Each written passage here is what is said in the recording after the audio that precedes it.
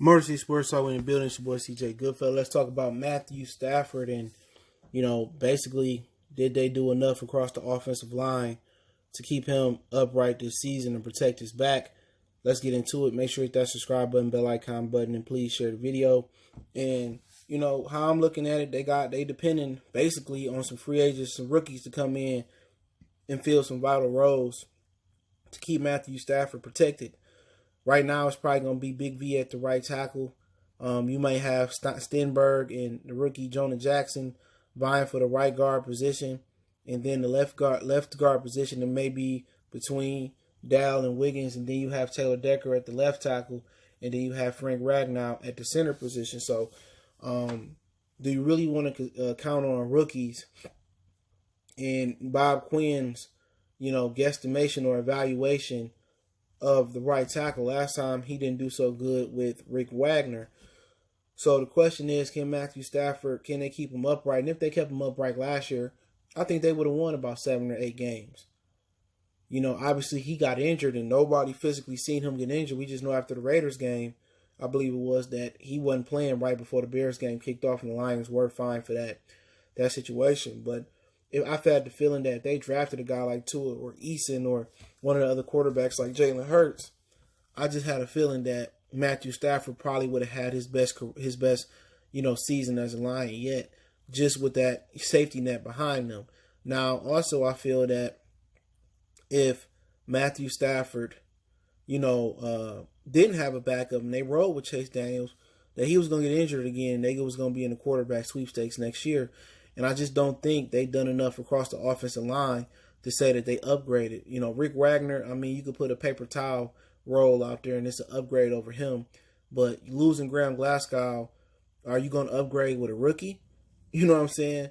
Dallin Wiggins was already terrible at left guard. And Taylor Decker was already terrible at left tackle. So I'm looking at free agency, and we did the video earlier with Calvin Beachum, Cordy Glenn, Ryan Leary. I think they might have to dig into the veteran pool and get another offensive lineman, maybe even take a flyer on broken down Jason Peters from the Eagles, because right now I just feel that they didn't do enough to protect Stafford and the offensive line. Now, if they can figure out to open some run holes up for Kerryon and Swift and they can be everything they need to be, that'll be great protection from Stafford, because that slows down the pass rush where he's able to drop back and play action and they have to play the run. But his whole tenure with the Lions, that he hasn't had a respectable run game other than the year with Reggie Bush and Joyke Bell, and that didn't even last for a whole year because they got the fumbling towards the end of the year. So you got to ask yourself, what have they done to upgrade the offensive line this offseason? And I don't see an upgrade. We know Ragnow is probably going to continue to get better. People say Big V is an upgrade at right tackle, but people that know him from the NFC East said he ain't that good. So I think he was better served to be in the guard. So now you got a guy at right tackle who really ain't that good as far as at that position. Now you talking about Dale, Wiggins, Stenberg, the kid from Wisconsin they got last year, undrafted, and you're looking at Jonah Jackson competing for 2 guard spots. So, like I said, my whole thing about the draft was their top priority should have been protecting Matthew Stafford and getting the run game going, and you do that, and they should have took the tackle that the Giants took. Bare minimum. They should have re-signed Graham Glasgow before they gave Big V that money. And thought about bringing in Jack Conklin. That would have made a ton of sense. But right now, I think it's a huge concern that they don't have a real backup plan behind Matthew Stafford. Chase Daniels is not a good backup plan. He's not going to win you games. If Chase Daniels was a valuable backup in this league, Chicago would have never let him walk. They wouldn't have. So, with them not getting Tua, it's a lot of pressure on Stafford this year to perform. And remember, he's coming off 2 back injuries. And you telling me that you lose one of your better linemen in Graham Glasgow, you keep one of your worst linemen in Taylor Decker and Wiggins and Dow, you bring in Big V. Let's just say he'll upgrade over Rick Wagner just for the hell of it. The line got worse. People talking about them drafting Jeff Okudah and not getting better and cutting Darius Slay where they should have kept both of them. You cut, Graham Glasgow, or you got rid of him, and you bring in, a guy that's arguably just as bad as Rick Wagner at right tackle. Where did they upgrade as far as offensive line? Priority number 1 should have been protecting Matthew Stafford and opening holes in the run game. That's over defense, because if Stafford go down, it's shown no matter what Patricia called, the defense can't really hold its own. Stafford is the most integral part of the Detroit Lions. Without Stafford, they didn't win. They didn't.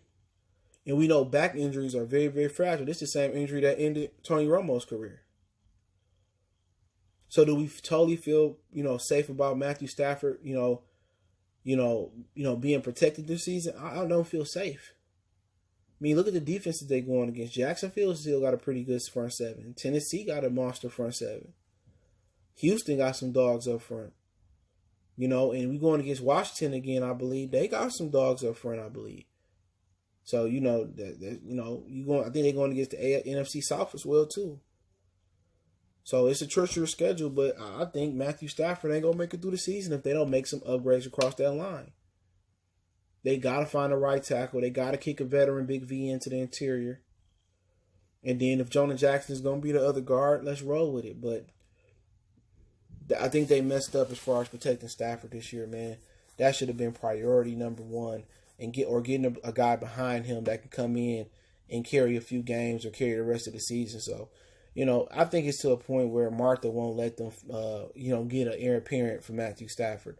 I think what's going to happen with Matthew Stafford, if it's next year, 5 years, 10 years down the line, whatever it may be, I think he's going to get injured and then, he's going to retire and they finally going to replace him when it's, beyond repair or he decides to walk away from the game. But as far as them giving him some upgrades this year, they upgraded nowhere but DeAndre Swift.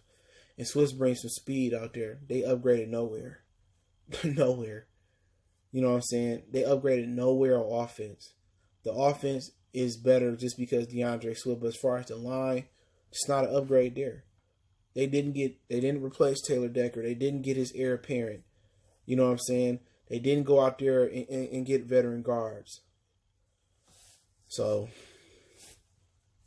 like I said, I hope Stafford is all right. Hopefully, make it through the season. It's only so many times where you can get the ball out quickly. So we'll see what Darrell Bevell can do. I think something else that'll help Stafford if Darrell Bevell can find a way to integrate the tight ends into the system. Maybe Jesse James and T.J. Hockenson.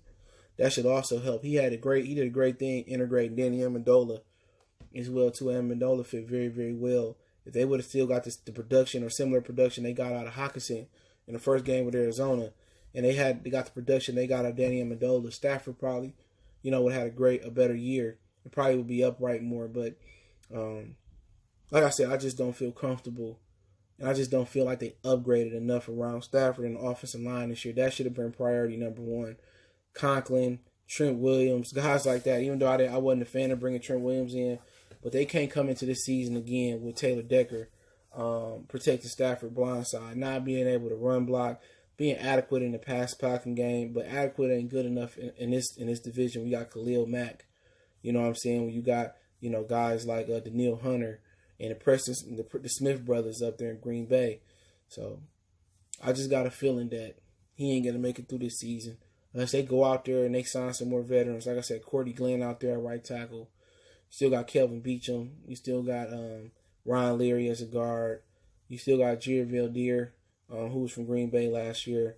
Maybe it's flashes of TJ, the other kid they got. He's from here. I forget the dude's name. TJ Lang.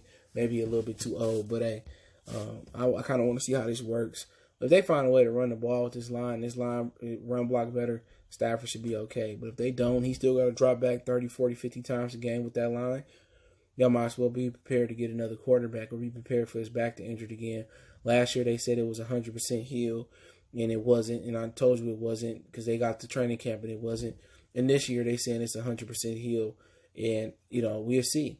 But with him resting this year, it probably is healed. Just want to know how strong it is and how much punishment he gonna take. And it don't seem like he took a lot of punishment last year. But remember, he was sitting out practices as well too. So let me know what you guys think. Don't forget, we on Facebook, Instagram, Twitter. All the links in the description. If you want to make a donation to the channel, Cash App, PayPal, there. Best way to donate is share the video. And let me know what you guys think. Do you think Matthew Stafford got enough protection as far as the offensive line this season to survive the whole 2020 season? Or do you think they need to make some upgrades or some trades? I think it needs some upgrades and some trades, man. But hey, let me know what you guys think, man. And we had a really good draft. And I did a reaction live stream, so look in our live stream playlist for that live stream. So appreciate the love. Share the video. Mercy Sports Talk.